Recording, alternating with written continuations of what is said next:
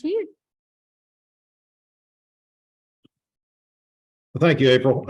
Yeah, I'm there are no dumb questions here, really. I mean, a lot of folks haven't grown up around aquatic issues or haven't had formal training in it. So most of the folks in the extension service emphasize life on land. I work with life in the water, so we'll take it from that approach. Mostly this talk is going to be about recreational farm ponds with the emphasis on fishing, although we do address some other issues in these ponds that are located on homeowners' lands, farms, parks, etc. So, but mostly I deal with private waters. And to get started, we're just going to address some of the issues. Ponds are built for all kinds of different reasons. Livestock watering, domestic use, on and on it goes. These are just a few of them. Aquaculture, which I work within, recreation, fishing, boating, swimming, these sorts of things. So there are all kinds of different purposes for what the ponds are built for. And a lot of times the ponds will reflect physically what they were designed to do. So keep that in mind as we go along. Most ponds obviously have a single use, some have multiple uses, but not all these uses are real compatible. So that needs to be taken into account. A person that has dug a deep irrigation pond to water a crop such as tobacco or some other crop late in the summer, early fall, the water level in this pond might be pretty diminished due to all the pumping and irrigating that's going on during the dry season. So this can be pretty tough on a fish population.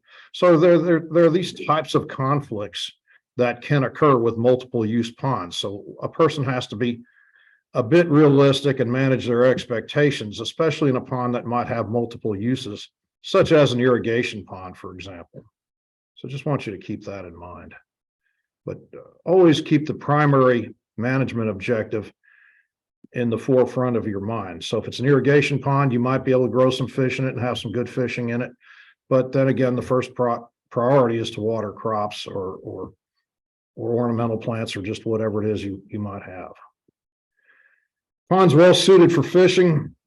Generally speaking, at least a half acre in size is ideal.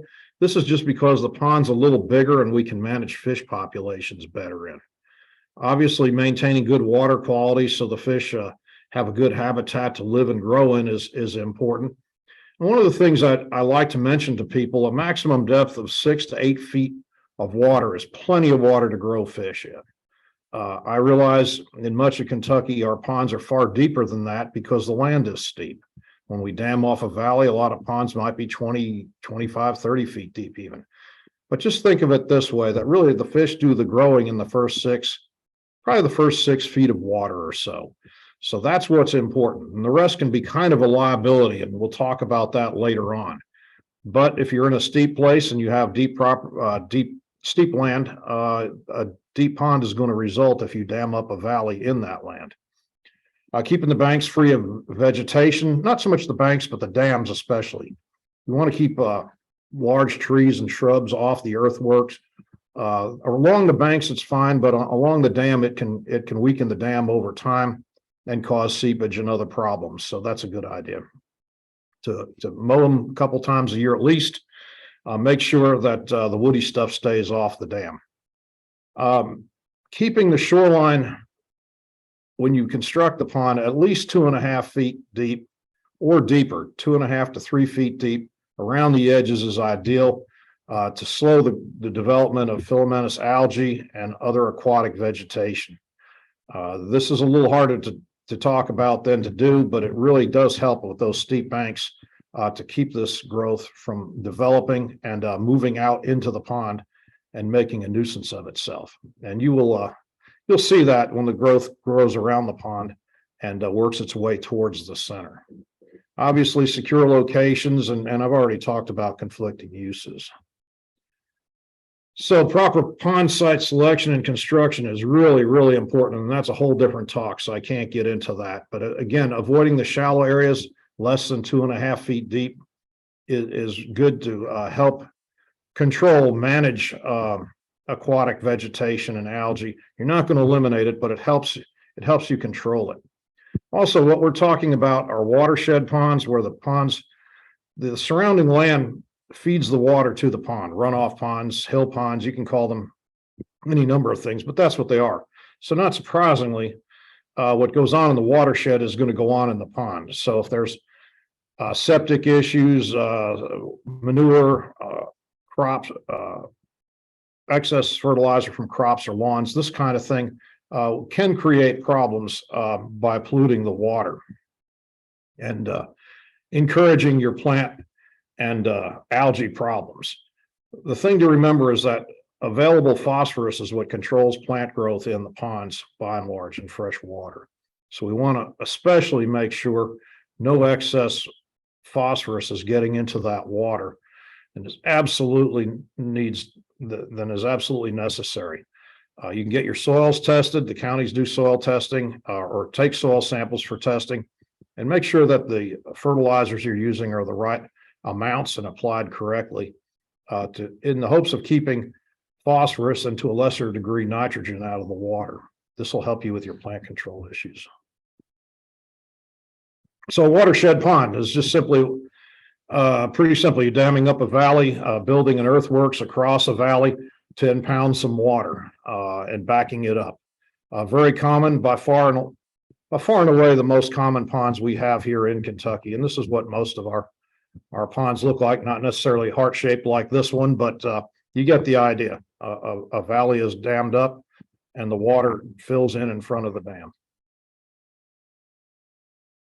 One of the things, probably the most important thing you can do, especially if you're in Eastern Kentucky or places where there's not much limestone, karst formations in the soils, is to add agricultural limestone to the pond. And it really helps to do this before the pond is flooded, because it's just a lot easier to apply. I just tested a sample here before we started this. Alkalinity was just a bit over 30 milligrams per liter. 30 milligrams per liter and less is generally where I tell people, if they can get agricultural limestone in the water, to do so. We would like to get the pond muds up near neutral, pH of 7 if possible. And for UK, this corresponds to an alfalfa recommendation. So it's the liming rate that you would use for an alfalfa crop. And what this does is this makes the phosphorus, in particular nitrogen, other nutrients available to the life in the pond, to the food chain. And the fish will benefit greatly from this. If you see crystal clear water like you see in this top picture up here, chances are there's not much algae bloom. There's not much going on biologically in that body of water. It's pretty to look at, but it's not going to produce much by the way of fish. So this is why we recommend the addition of ag limestone. And again, it's the easiest thing to do before the pond is actually flooded. Getting ag lime spread out in a pond that is already filled with water can be a bit of a job. There's any way you can get it out there is fine. You can pile it up along the banks, put it in the watershed and let rains wash it in, just whatever you can do to get it out there if the pond needs water, if the pond needs ag limestone. And we can test this. We can test the water for total alkalinity, which is our indicator. And generally, if it's less than 30 milligrams per liter and it's not too much trouble, we tell you to go ahead and try to get some ag lime in there. It'll probably benefit your fish population. So just some pictures of that. Agricultural limestone, of course, is just calcium carbonate. We don't want to get into hydrated limes, slate limes, quick limes, any of this kind of stuff, because it can be injurious to the life that's already in the pond. It can shoot pH up way too fast and kill fish and other things that are in the pond. You can't do much damage with ag limestone. There's a certain point in which you can add it and you will no longer get benefit from it, but you really can't put too much in. At some point it would just not dissolve, but that would take a lot of ag limestone. Recommendations, this is a picture taken around here. I'm speaking to you from Paducah, by the way, all the way at the other end of the state. but our soils tend to be pretty acidic out here. We're looking at adding 3 to 4 tons of ag limestone per acre in many cases, and our lime is not of the greatest quality.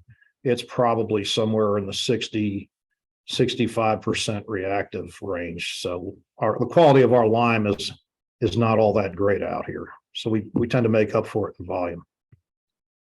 After we've built this pond, we've spent a lot of money to do so. I would encourage you to fence it off and get water structures below the dam. Anything you can do to protect the pond, especially if livestock might have access to it, because these folks will come in here and trample the banks and relieve themselves in the water, and you can see it can make a real mess out of a pond, and it's not particularly good for the livestock either. So if you can at least limit their access, like the pond on the right on this slide, that will help preserve the pond, the life of the pond, because once you start digging a pond, immediately things start falling in. Organic matter from plants, leaves, trees, all kinds of stuff fall in them, and they start to fill up again. And over time, they become land. But the better you manage the pond and the watershed around it, the longer the pond will last before it has to be renovated and or scooped out again. So livestock, just generally limiting or preventing access to the ponds is probably your best bet, both for your livestock and for your maintaining the health of your pond and your livestock, really. All right. So now on to pond management. These are questions that April and I get pretty routinely. It's warm out now. Today it was 75 degrees in Paducah. So not surprisingly, all kinds of folks are out and around and enjoying the good weather, and they start to turn their attentions toward more outdoor activities. First up is to establish good fishing. These are the fish species you want. On the top left, you have largemouth bass. On the top right, you have bluegill. Now, these fish will form a predator-prey relationship if stocked together in a pond, to where the bass will control the numbers of the bluegill. The bluegill often spawn multiple times during the year, and they can actually provide enough food for the bass. These combinations of stocking fish have been found out the hard way over many trial and error repetitions. And these ones for our small earthen ponds, these species of fish have found out to work the best in our farm ponds. Down below, you'll see a red ear sunfish on the left, or also called a shell cracker. And on the right, you'll see a channel catfish. These two fish can be stocked in as a supplement if you want to have them. I personally I like those fish, but you don't need them for the predator-prey relationship. Predator-prey relationship is just the bass and the bluegill. One feeding the other keeping the numbers down, if stocked in the right numbers. The other fish can be added as an option if you want to do so. This is for a new pond or a reclaimed pond, a pond that has absolutely no fish in it. This is what the Fish and Game Department recommends. 400 bluegill fingerlings per acre. Generally stocked in the fall if you can do it. Channel catfish, again in the fall, 50 per acre. About this time of year, folks are encouraged to stock 120 largemouth bass fingerlings in the spring. And this is hopefully after the bluegill have gotten up to some size and can get a spawn off. So that's where we're starting with this, where the bluegill spawn, and that'll feed the juvenile bass. Fish stocked at these rates are pretty small, about 1 inch or 2 long. So you can kind of look at it that way. Again, for a new pond or a pond that has had the fish population removed either by chemical or by draining the pond, and you're starting anew. You don't want to throw a bunch of tiny fish on top of a fish population that's already in the pond where they're mature fish, because they will become fish food pretty quickly. We'll talk about that here in a second. But back to what we don't want are species of fish, pretty much anything beyond what I mentioned here. These species of fish work best in our ponds. We really don't want other species of fish in there.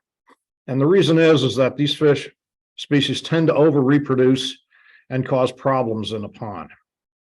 And unfortunately, when you get a pond full of small crappie or bullheads, the catfish, small catfish on the lower left with a square tail. When you get ponds full of these, they're very hard to get rid of, and oftentimes you have to go in chemically and or drain the pond, kill everything, and start over again.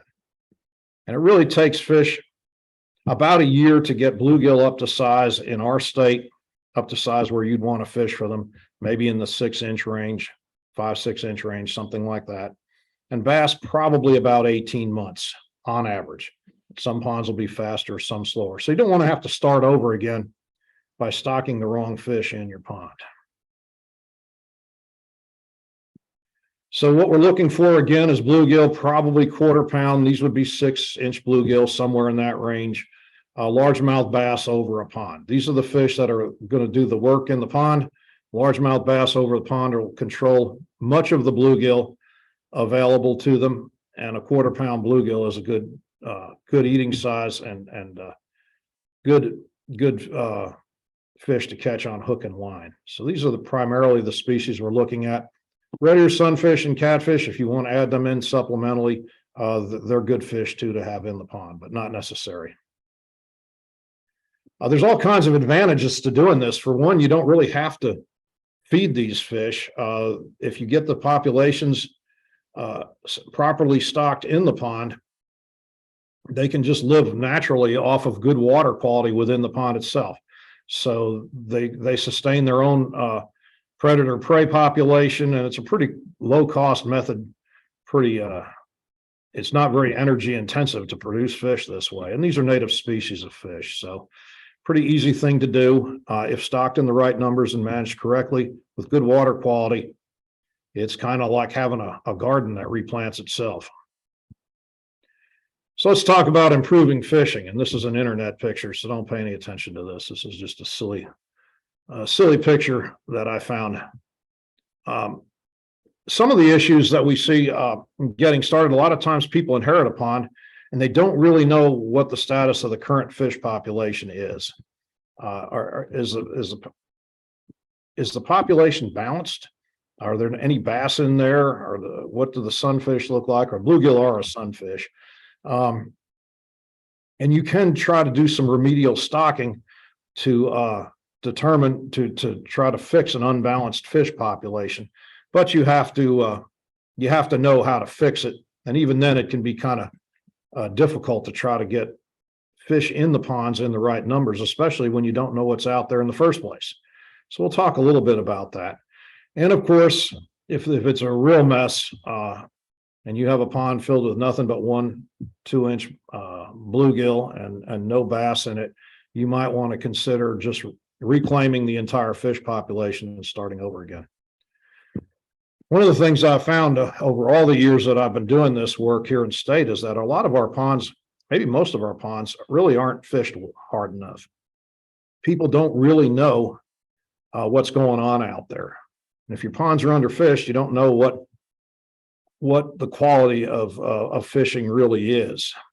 So the only way to do that really is to get out there and do it, and invite friends, neighbors, relatives, whatever, to help you if this is not something that you really won't feel like doing yourself. But they really need to be fished, and fish need to be removed out of the ponds.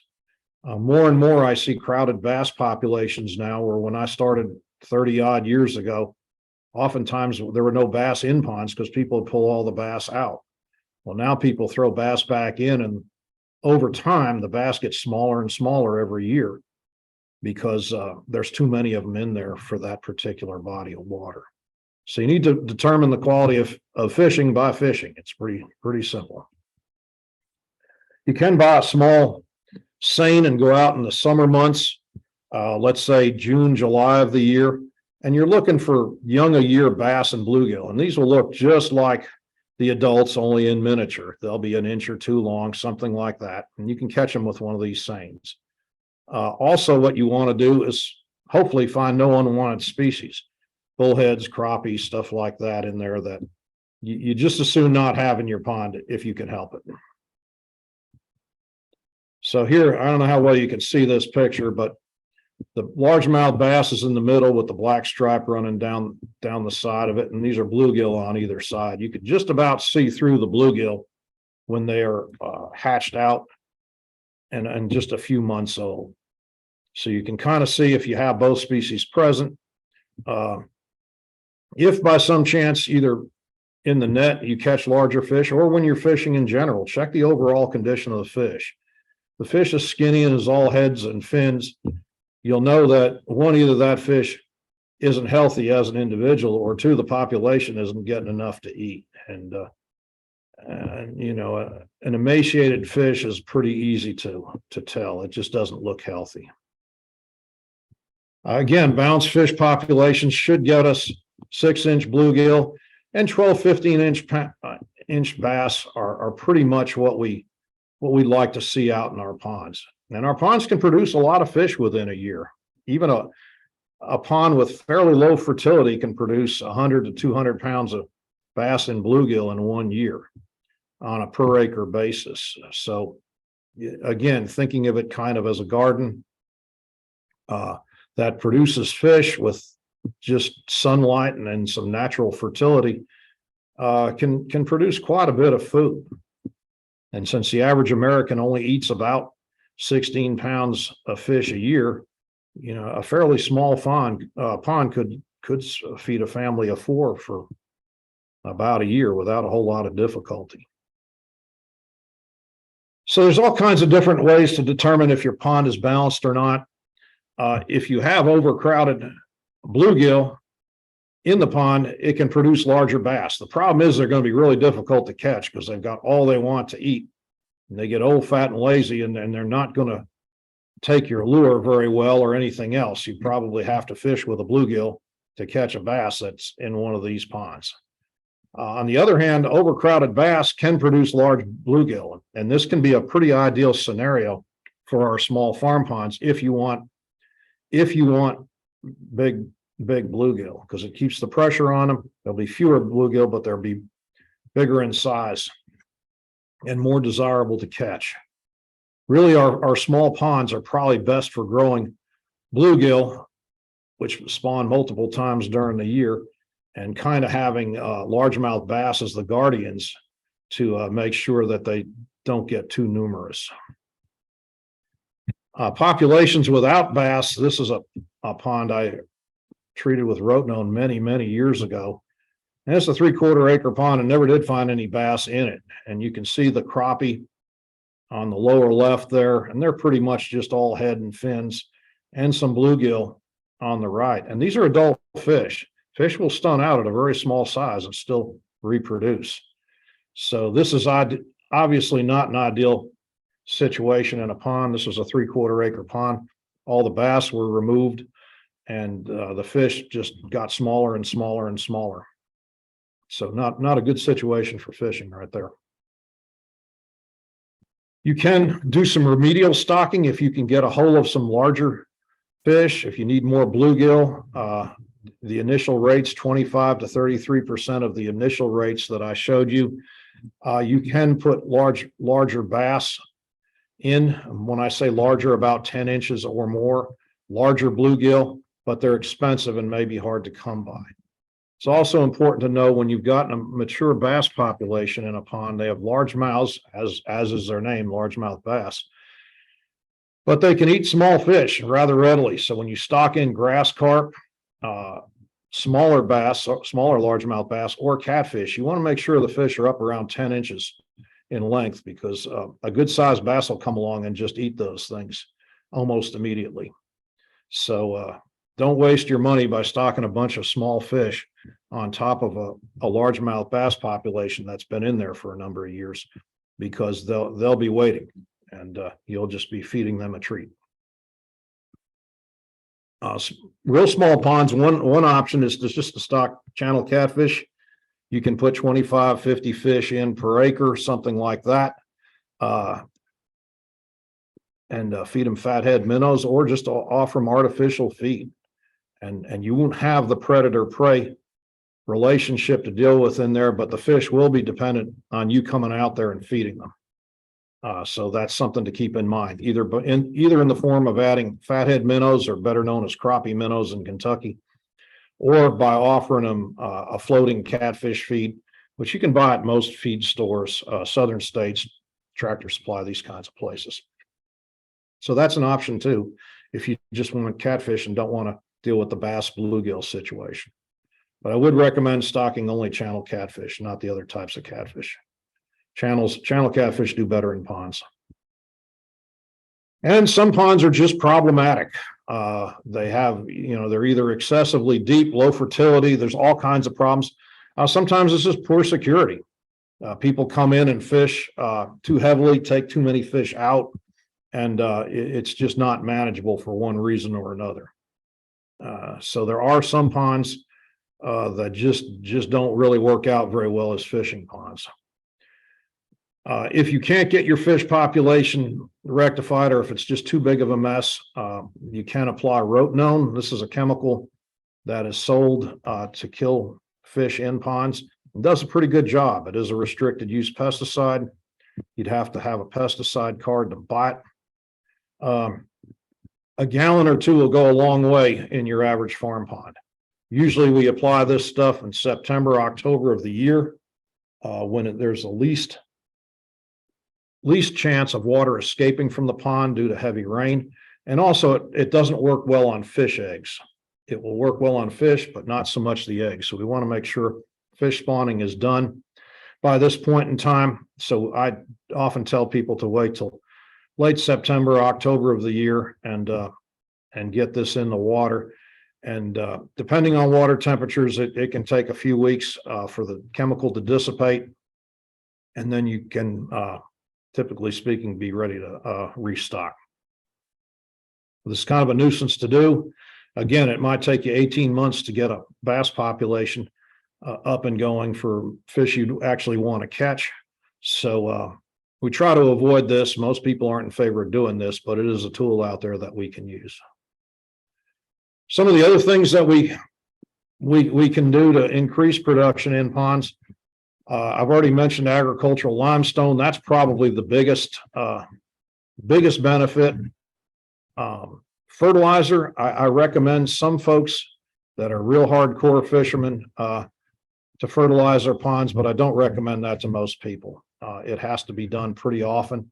It can be expensive, and once you start the program, you really have to stick with it year after year. Otherwise, it will not benefit the pond. I've already mentioned feeding. You can feed a little bit of fish feed every few days or just whenever you feel like it. The bluegill, catfish, just about anything else in the pond will eat that. The largemouth bass typically will not take a pelleted feed in a pond environment. Aeration, and also you can add structure in larger ponds. I'll talk about a few of these things as we move along here. Again, if you're a sportsman's club or just a real avid fisher person, I can work you out a pond fertilization program. It can double, maybe even triple the amount of fish that comes out of your pond, but it comes at a cost. You have to fertilize every 2-3 weeks, probably starting about this time of year, maybe the end of this month. The water temperature gets up to about 60 degrees, and you have to keep doing it based on transparency of the water and continue on up into the fall. This has to be done year after year. And what this does is this supercharges the food chain in the pond. You're throwing in external nutrients, mostly in the form of phosphorus again, which feeds the food chain, which feeds the fish and makes them more food available to them, and fish grow faster and there are more of them. But it does come at a cost. It's a lot of work and some money. So it's not for everybody, but I do recommend it to folks that really want to push their ponds pretty hard. Feeding fish, this is pretty basic. You can just buy one of these 50-pound bags in a farm supply store, and you can throw some out. Most people just throw out a few pounds a day out into the water off a dock or some such, and watch the fish eat it. Some people really enjoy watching that. I'm not a huge fan of adding structure to ponds, especially ponds under 2 acres. But if you do, put out Christmas trees or cedar trees, something that you can remove fairly readily, and tie a float on it or something. Obviously, you're going to have to anchor it down. You want this probably in about 4 feet of water, something like that, 3-4 feet of water. And you don't want huge structures there that you can't retrieve once you put in there. Something like cedar trees, Christmas trees work pretty well. And that way, if you don't like what's going on, if there's too many small fish in your pond, you can remove them without it being a big deal.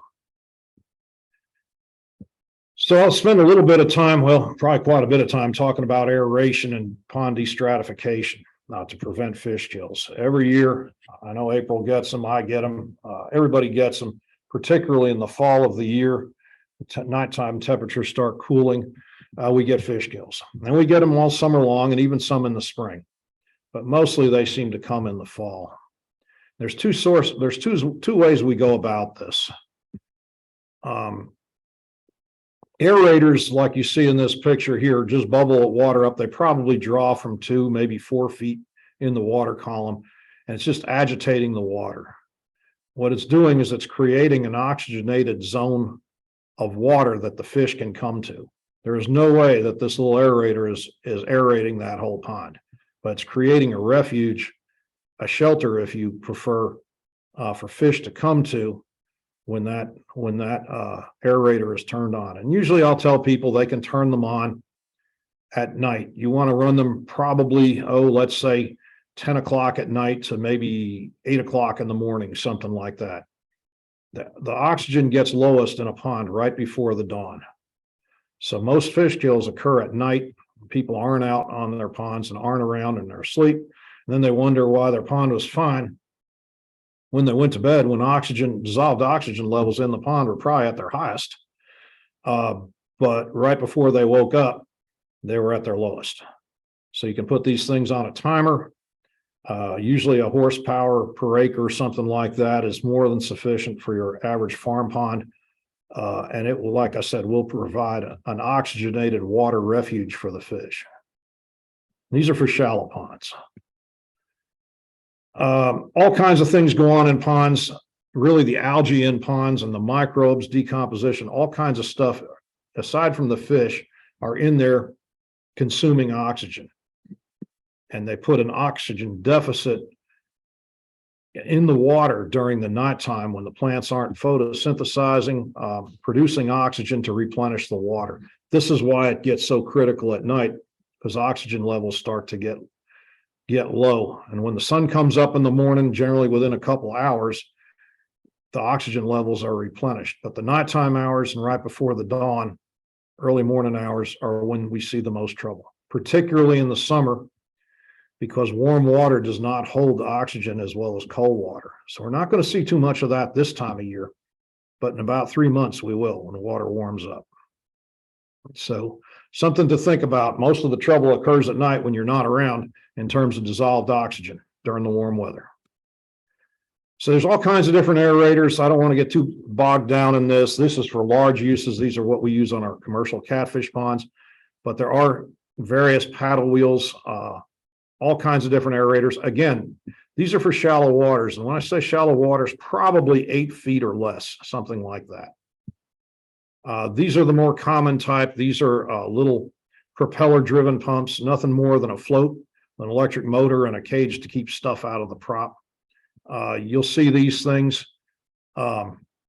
around quite a bit. These units probably start and cost somewhere around $1,000 or maybe even a little more. So they're not cheap, but they're pretty durable and are good for small, shallower ponds. Another type of aerator, we won't get into this, but there's a bunch. These are just all surface aerators that inject air or agitate the water, somehow disturb the water and force air into it. Now, a lot of folks get confused with fountains. Now, fountains and this thing are quite a bit different. You can see the spray pattern on this. This is only taking water about 2 feet off the surface. What this aerator is doing is actually moving large volumes of water under low pressure. This one is probably the same motor, is shooting water through nozzles, so moving small amounts of water through nozzles under high pressure and squirting it up in there. Now, this looks pretty, but this is not really a very effective aerator to keep your fish alive. This is for looks. Oh, and the people that sell fountains will tell you that they do some aeration, and then that's true. But all things being equal, if this is a 1-horse motor and this is a 1-horse motor, the other one is going to do a whole lot more aerating and benefit to fish in your pond, and this one is going to look pretty. So they use similar amounts of electricity. These fountains are wildly popular. You can pay all kinds of money for them. This is a pretty basic one. I won't get into a lecture about fountains, but they come with lights and different nozzles and all kinds of stuff, and you can pay thousands and thousands of dollars for them. But they won't do a very great job of keeping your fish alive. So, and if you don't turn them off in the winter, this is what happens. So I'd recommend taking these things out during the winter time because you won't need them. They can ice up and do damage both to the aerators and to the fountains if you should decide to go that route. All kinds of reasons to have aeration in ponds. This is something, it's an individual decision. They're expensive. Obviously, you're paying for the electricity, the installment, the price of the unit. Some people like them, some people don't. It's an aesthetic decision. I mean, you can't really put a value on your fish. Some people value them, some people don't really. And for that, I would say don't bother with an aerator if you don't want to go through all this cost, or can't. Some people can't, or their pond is located too far from a source of electricity. There's no right or wrong answer for this. It's just things you'd have to ask yourself before you get involved with this, if this is really something you want to do. Safety is another one. The in-pond units, these things have electricity running in the water. And generally speaking, it's not a good idea to be swimming when you've got live current running into the water for obvious reasons. So there's pluses and minuses to installing an aerator in a pond. Next thing I'm going to talk about is water destratification. So this is a whole different thing. I want you to think about a ceiling fan for your pond, because that's essentially what this is. In this case, we're going to have a compressor up on the bank with a hose that runs to these grids or air stones on the bottom. And this is going to force bubbles up to the surface of the water. And what the bubbles do is they slowly but surely mix water. And what we want to do at these ponds and these types of devices is pretty much mix the volume of water in that pond about 1 mix per day. In other words, turn over the pond water volume about once a day. That's all we're trying to do. It's very slow. It's not an aerator. If the oxygen gets low in your pond, this is not going to save your fish. But one of the things it will do is perhaps keep the oxygen from getting low, dissolved oxygen from getting low in your pond by slowly mixing this water. Again, we have algae pretty much runs the show in our ponds. We have all kinds of different reasons why we have fish kills, but they are prevalent, and most of our ponds in Kentucky are deeper than 8 feet. So if these ponds are probably in the 10 to 12 foot range, I would consider a destratification device instead of a surface aerator, which I showed you, back over here, these types of things. These are for more deep water situations, and they work differently. And we'll show you a little bit about how this goes. So everybody hears about lake turnover, and almost nobody understands it because it's a difficult concept to get to know. But in the summertime, we'll start out in the summer. If you've ever dove into a lake or jumped in and got down at 6, 7 feet, whatever it was, into the water and felt that cold blast of water, that's because the water has stratified. The warm water's at the top, the cold water's at the bottom, and we have this middle layer of cool water, and that middle layer is pretty much representing a place or a layer of water where there's hardly any sunlight reaching that. All the sunlight has been filtered out by that top layer of water. So everything from what you see that says the thermocline on down below is not getting any sunlight. So that's why the water's cold. Well, because it's not getting any sunlight, the plants, the algae, all this other is not really photosynthesizing and producing oxygen down there either because there's no sunlight. So this condition stays pretty much like this throughout the summer months. And then you start getting into fall. And those first cool nights of September, you start getting the cool weather starts to cool the surface water at night, and it sinks.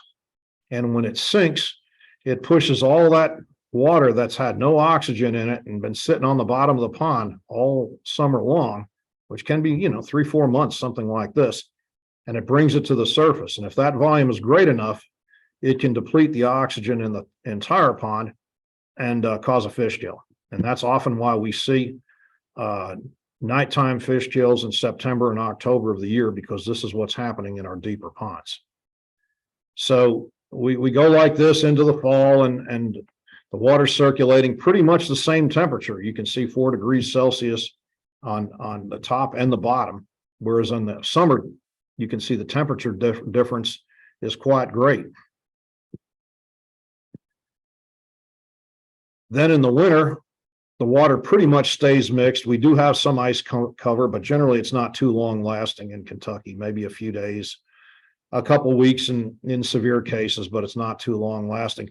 And right now you can see in the spring, our water is still pretty uniform top to bottom. It's starting to warm up. It's starting to stratify like it does in the summer, but we're not there yet. If you had one of these destratification devices, I would tell you to turn it on right about now, because we want the water to look like this turnover situation, this constant mixing situation in the fall and the spring, and not like what we have in the summertime, which creates a liability for fish kills. So it's a little complicated to understand, but just know that we want to turn this water over about once a day, and that's good enough, generally speaking, to prevent a lot of fish kills.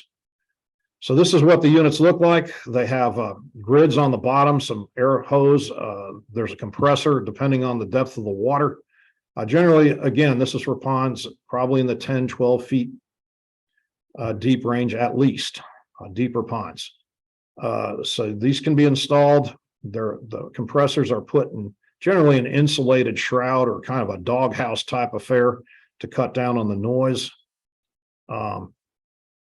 There's a little better picture of the bubbles at the surface. And again, we're not really forcing much air into the water by doing this. We're using the bubbles to move water. So people think that we're aerating. That's really not what we're doing. We're using the bubbles as a vehicle to move the water, to stir the water, if you will, from top to bottom. So there's all kinds of different specs for this stuff. I would recommend, if you have one of these installed in a pond, you have professionals do it. Again, we want to make sure that the volume of water moved is about 1 exchange or 1 turnover a day in the pond to keep it working. If you go out there and do it yourself and you don't have the right calculations, you may be not circulating enough water to do the work you want to do. And there's all kinds of different compressors and this sort of stuff, and you can get into that depending on how deep your pond is. That's probably too much detail for tonight's discussion. People always ask me about wind-driven aerators for destratification. Probably not going to work out too well for you. As we've seen during the dog days of summer in Kentucky, a lot of times the air is just not moving. When you need the wind the most, it's not there. Particularly at night, a lot of times in the evening, the wind dies and just doesn't really pick up till the next day. So you don't get the mixing that you would like. And of course, this thing will probably blow all winter long, but then you don't really need that. These types of devices you can even take out during the winter months when the pond is in a state of constant circulation. Clean them out and reinstall them if you want, or you can just let them go all winter and it'll prevent the lake from completely icing over. It will create an active zone in there where ducks and other things can come in, and the lake won't completely freeze. But anyway, these things for the money, you can try one, but I just don't think you're going to get the kind of results you want unless your pond is exposed to constant wind anyway, in which case you likely won't need one of these things because the wind will do the mixing of the water for you. Kind of the same thing with solar devices. Excuse me. Again, when we need our aeration, we want this to go pretty much 24/7. Well, let's say from April into October at the least, to keep this pond mixed. At night, there's not going to be any sunshine for the solar panels, so you're going to have a battery backup, and pretty soon you have a lot of stuff on your pond bank to keep this going. These units are out there; they're expensive. I don't know how well they work, but my guess is that you'd be better off with electricity if you could do it. So there's all kinds of advantages and disadvantages. You can tell for installing these types of systems, it's expense, maintenance. The disadvantages, they're not aerators. They're not the devices I showed you to agitate the water and to keep your fish alive, but it will provide benefit to your overall ecology of your pond. It will lessen the situations in which fish kills can occur. We'll put it that way. So again, none of this stuff is inexpensive. There's electricity and the cost of the unit and the maintenance to consider. So in summary here, I'm getting close to out of time. Some things to avoid: digging shallow pond areas along the banks, having places less than 2.5 feet will generally encourage algae and plant growth. Depth if possible. I mean, most folks don't have a choice, but if you can keep your pond to 8 or 10 feet deep at the most, that's great. Don't make it deeper if you just want to grow fish. You don't need that much water to grow fish. Really, 6 feet of water is fine for growing fish. And you'd have a couple feet left over for drought conditions. Not a big fan of structure in ponds less than 2 acres. And as I mentioned before, if you do that, go ahead and put in things there that you can remove, old trees, that sort of thing, Christmas trees, cedar trees, that sort of thing that you can remove.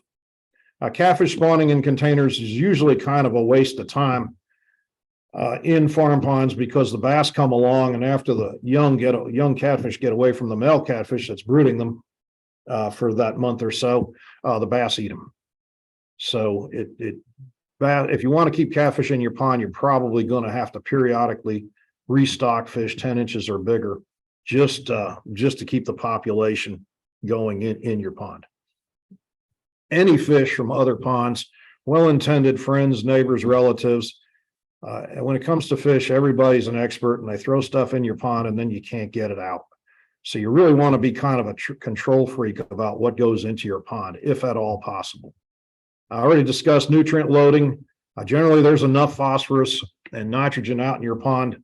And if there isn't, we can lime it and make those nutrients available. So you really don't need much nutrient washing in from the watershed.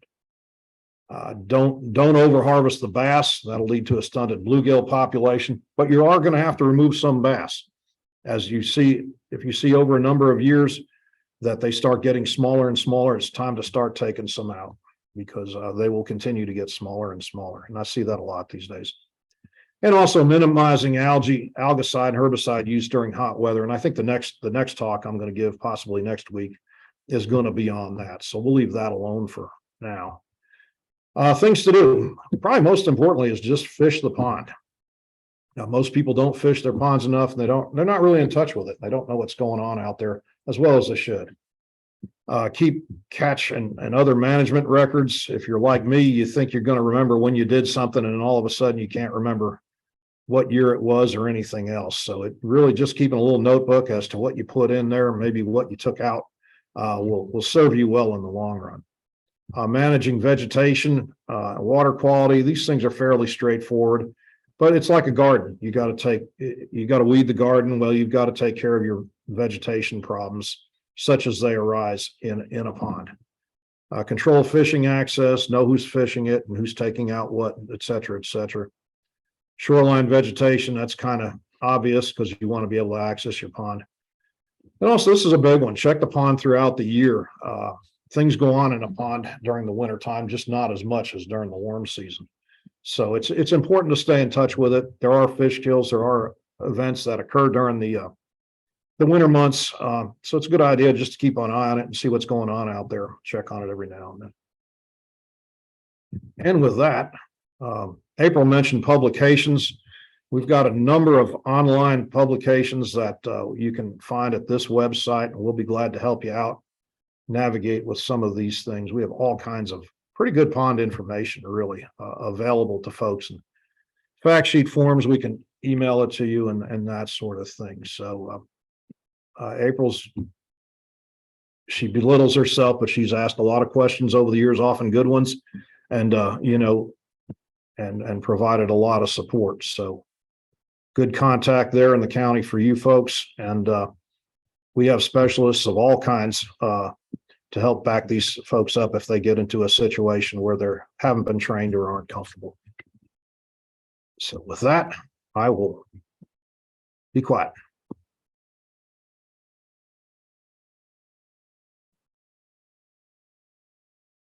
Are you there? Yes, sir. Yes, we're here. Sorry, it took me a minute to get it off of mute. No, that's, I was afraid I was talking to myself here for a minute. No, everyone is here in the office are still awake, so hopefully everyone online. Does anyone have any questions?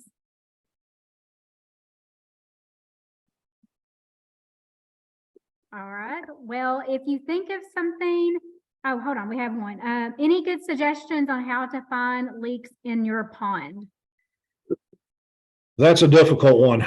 Leaking ponds, I didn't get into that today because leaking ponds are probably the most difficult management issue we face. You can, if you think you can look for water loving plants behind the dam. That is often an indicator, like during the summertime, of a leak through the dam. You'll see things growing back there with constant wet areas. And usually it's not long before cattails and other water loving plants start finding those areas and growing.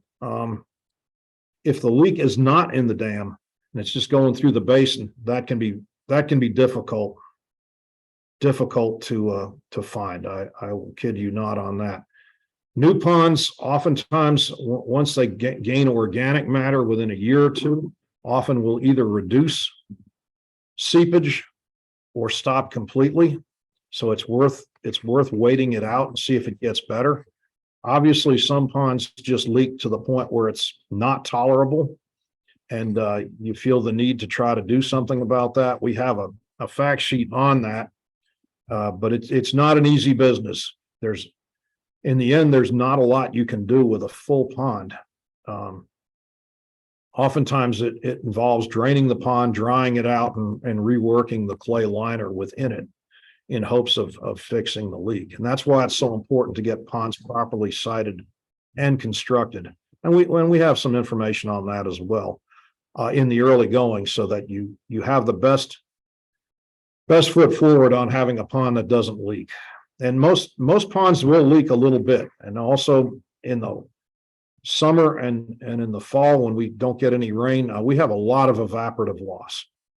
So it's always worthwhile to check other ponds in your area to see where they are. Are they down a foot or 2 or 3 or even 4 feet during October? Because a lot of times, if you compare notes with the ponds around you, you'll see that they're in a pretty similar situation. But if your pond is 4 feet down 4 feet this time of year, and everybody's else is full, you'll know that you have a problem. So. Okay, next question. How do you suggest managing turtles when trying to stock a pond? Turtles, the way I'd manage them is just give up on them. Turtles really are not very injurious to a pond. In fact, the sliders, the red-eared turtles, those eat vegetation. They eat dead fish and stuff that you really don't want anyway. Snapping turtles are pretty tough on waterfowl. I will give you that. They will eat waterfowl, and all turtles migrate from one pond to another and from creeks and this, that, and the other. I just wouldn't bother. If it were me, I wouldn't bother with turtles. They're too big a nuisance to keep out, and really, in many cases, probably do more good than harm. You can eat some if you want. They do sell traps. There are ways to catch turtles, but in terms of keeping them out of, like, let's say a 1 acre pond, it'd be a real job. All right. I'll pass on trying them. I know some people do eat them. Next question. Why are crappie bad for the pond? They tend to over reproduce. Yes, I've seen pond that have crappie in there. But I know the Fish and Game Department says in their pond management guide, don't stock them into waters less than 100 acres. We have, as fish culturists, we have been working on years and years for a hybrid crappie that doesn't overproduce, but I don't know where that is. I have not seen any for sale, which I don't find encouraging. Crappie are rather delicate fish and they're hard to raise. So for all intents and purposes, it's better to fish for crappie out in the big water and keep them out of your farm pond. So many fish just tend to reproduce, and there's no over reproduce, and there's no real good way to get them out except eliminating all the fish in the pond, which is a shame. Okay, next question. We have North Fork Licking River, 145 yards from our pond. Otters wipes out the bass. Options to stop this. Yeah, otters are just terrorists in farm ponds. I mean, they can just wipe out your big fish populations quickly. Honestly, if you get a hold of your conservation officers, I don't know where you live, you can set a conibear trap. That's also in the pond management guide.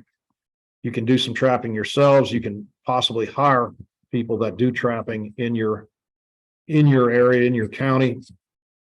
If you're in a situation where you can shoot them, that'll work too, without endangering folks, obviously. I would talk to your conservation officer about it, let them know that you're having otter problems. And generally they will tell you to go ahead and do what you got to do, but I would let them know. The otters were reintroduced to these waters in Kentucky, and the population's just absolutely exploded. People were hoping to get a few otters back because they're pretty much hunted out of existence. And then both the otter and the beaver just came back with a vengeance, to where now they do make nuisances of themselves. And if you are on a creek or a river, and that's basically a highway for turtles, otters, and everything else. And it's harder to manage ponds that are near those types of bodies of water, because everything comes in from them. Okay, and the next question we have, we'll hold off until next week. So Elizabeth, if you can join us again next week, we'll be covering pond plant and algae control. So that'll be a question for next week. Hopefully you can jump on. We will record that session as well. It's a whole talk in itself. Yeah, that's going to be a whole hour of a lot of good stuff. So make sure you try to attend that one. Any last minute questions? Philip, Samantha, do you have anything else? No, I'm good. All right. Well, we thank you all for joining us this evening, either in person or watch parties in the offices or online. Reminder, we will send out a Zoom, the recording from tonight, to everyone with links to the supporting documentation from tonight's talk. And then again, join us next Tuesday evening, 6 p.m. either on Zoom or in the offices you're currently at. And we'll be talking then about all the fun things of controlling the weeds, which we get a bazillion questions on each year. So We get as much of those as any. Yes, absolutely. So we save the best for last, right? All right. All right. Well, thank you so much, Forrest. We greatly appreciate you for taking the time to be on with us tonight. Glad to do it. And I hope you got a recording, so maybe you can show some folks that missed, and feel free to ask questions next week. All right. Sounds great. Thank you all so much. Have a good evening.